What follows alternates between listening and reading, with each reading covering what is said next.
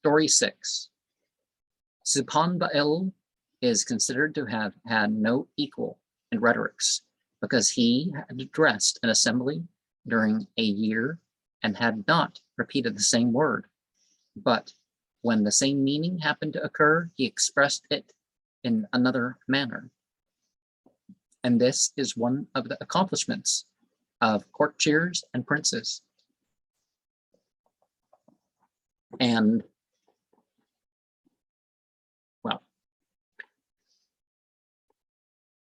is such skill in language possible in any language, even English?